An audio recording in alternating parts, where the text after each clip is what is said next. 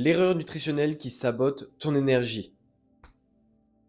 Aujourd'hui, je vais te parler d'une erreur qui est pourtant assez simple, mais qui peut diminuer tes taux d'énergie et donc impacter tes performances et aussi ta santé de façon générale. Cet élément assez simple, c'est un micronutriment que tu n'as peut-être pas entendu parler énormément et on va parler aujourd'hui de l'iode. Si tu n'as jamais entendu parler de l'iode, si je te dis thyroïde, est-ce que ça te dit quelque chose? Puisqu'en effet, l'iode a un énorme lien avec la thyroïde, qui est une petite glande au niveau du cou qui a un grand rôle dans ton métabolisme. Cette petite glande qu'il y a dans ton cou, elle produit des hormones qui s'appellent les hormones thyroïdiennes et qui ont le nom notamment de la T3 et de la T4, même s'il y a aussi d'autres hormones comme par exemple la RT3, qui ont beaucoup d'interactions avec le métabolisme cellulaire de façon générale et donc avec la production d'énergie entre autres. Et pourquoi est-ce que l'iode a un lien avec cette thyroïde et surtout avec ces hormones qui ont elles-mêmes un lien avec ton métabolisme? C'est parce que ces hormones sont constituées d'iode en tant que telles.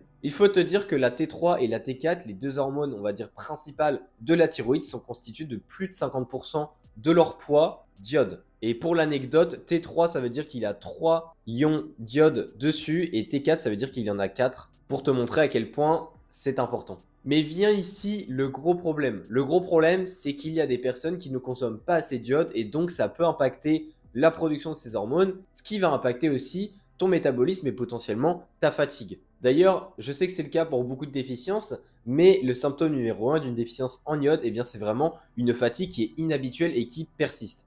Et ça, on ne veut pas quand on cherche à avoir des performances sportives au top. Pour te donner une valeur, on a besoin d'environ 150 microgrammes d'iode par jour pour ce qui est des adultes, mais également pour les adolescents en fin de croissance.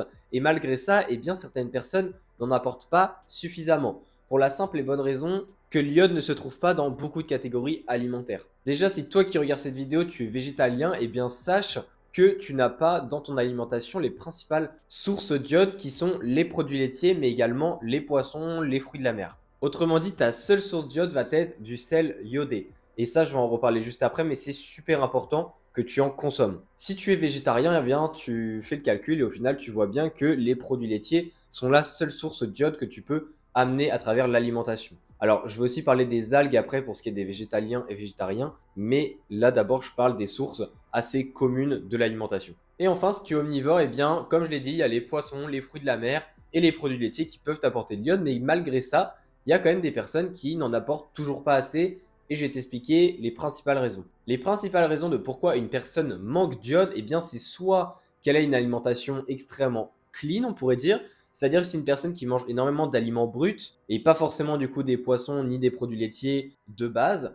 Et en plus, cette personne-là n'est pas du tout amenée à saler ses repas et donc forcément, déjà on n'a pas de sel iodé dedans. Et s'il n'y a pas de poissons et de produits laitiers de consommer dans la journée, forcément, il n'y aura pas assez d'iode. Et il faut savoir que cette alimentation assez clean, c'est assez courant chez les sportifs et sportives qui s'intéressent à l'alimentation, ce qui est en soi un bon facteur puisqu'ils font attention à leur alimentation.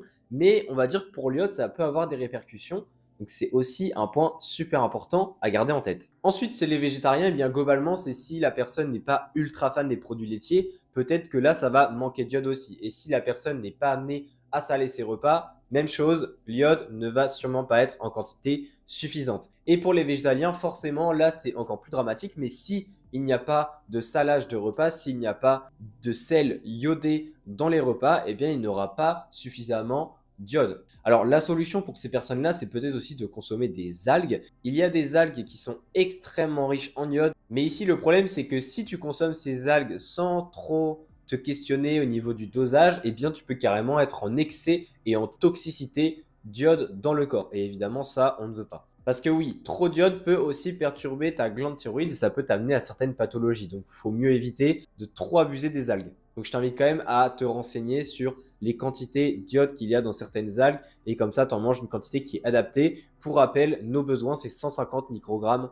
par jour. Sauf pour les femmes enceintes où c'est 225-250 microgrammes par jour, c'est un petit peu plus haut. Mais maintenant que je t'explique un petit peu la problématique, pourquoi est-ce que des personnes n'avaient pas d'iode et notamment pourquoi des sportifs n'avaient pas d'iode, notamment pour le fait qu'ils mangeaient très très clean mais qu'ils ne salaient pas leur repas et peut-être qu'ils ne consommaient pas assez de poissons ni de produits laitiers, je vais quand même te donner un petit peu un guide pratique, les solutions pour que tu puisses éviter que cette fatigue inhabituels viennent impacter tes performances sportives. Si tu n'es pas fatigué actuellement, ça sert à rien que tu quittes cette vidéo. Parce que ça se trouve, tu manques d'iode, mais c'est juste que pour le moment, ton corps n'a pas encore établi qu'il était temps de te rendre fatigué parce qu'il a encore un peu de réserve d'iode dans le corps. Tout le monde a un petit peu d'iode en réserve dans le corps, mais forcément, une fois que tu n'en consommes plus pendant un certain temps, eh bien ces réserves ne sont plus là et c'est là où les symptômes commencent à apparaître. Et pour ce qui est des étapes, eh bien c'est relativement simple. Déjà, si tu es omnivore, fais en sorte de consommer des produits laitiers, donc que ce soit des yaourts, du lait également, dans ta journée. Tu peux aussi consommer du fromage,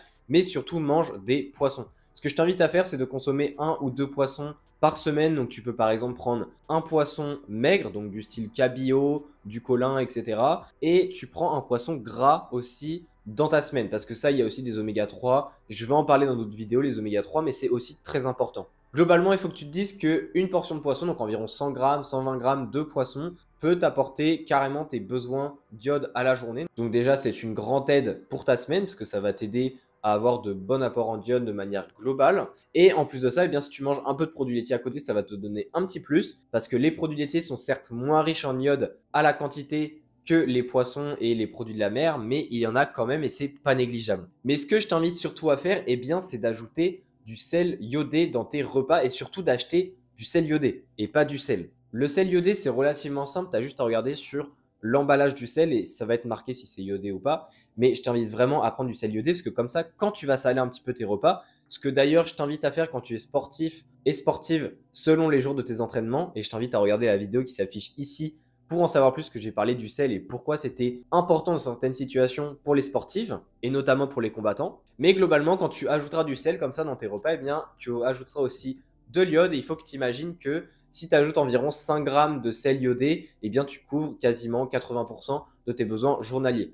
Donc, ce que je t'invite à faire, c'est pas d'ajouter 5 grammes de sel dans chacun de tes repas, pas du tout, mais c'est juste pour que tu te rends compte que ça ajoute quand même une quantité d'iode qui n'est pas négligeable à la journée. Donc voilà, donc globalement, si tu es omnivore, il y a 3 étapes. Ce sont les produits laitiers, les poissons, donc 2 par semaine si possible, un gras, un maigre, et également prendre du sel iodé. Et comme ça, dès que tu ajoutes un peu de sel dans tes repas, eh bien, tu mets du sel iodé. Et ça, avec l'effet cumulé, le fait d'en ajouter un petit peu partout, on va dire, et pas en de trop grosse quantité quand même, parce que ça reste du sel, eh bien, ça va avoir un effet très bénéfique pour ta thyroïde à long terme. Ok, maintenant, si tu es végétarien, eh bien, globalement, c'est exactement la même chose que l'étape précédente, mais cette fois-ci, tu n'ajustes pas le poisson. Donc, ce que je t'invite à faire, c'est de faire un peu plus attention aux produits laitiers. Donc, essaye de manger 3 portions par jour si possible. Et à côté de ça, eh bien, le sel iodé, vraiment la même chose. Tu en prends et évidemment, n'en abuse pas, mais dès que tu ajoutes du sel, eh bien, mets du sel iodé. Et la dernière étape, eh bien, c'est pour les végétaliens. Les végétaliens, cette fois-ci, c'est vraiment juste le sel iodé où il va falloir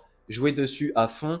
Encore une fois, quand on est végétalien, il y a encore plus de problématiques parfois pour justement rendre les repas goûtus. Donc, c'est d'autant plus important que tu mettes un peu de sel iodé pour aider cet aspect goût.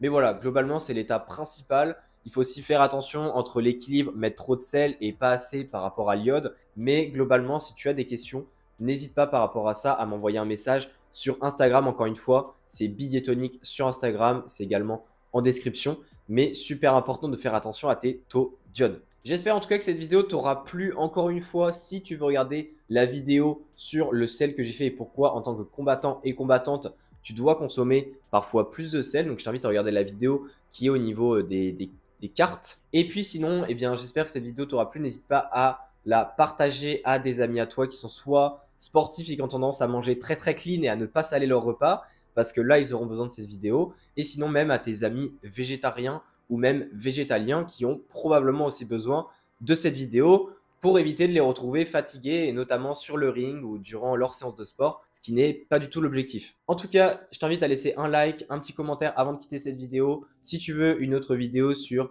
l'amélioration des performances sportives avant tes combats de boxe, avant tes entraînements de manière globale, je t'invite à regarder la vidéo qui s'affiche ici, où c'est un supplément que tu as dans tes placards, mais pourtant qui fait énormément d'effets si évidemment il est pris de la bonne manière. Et on se dit à la prochaine.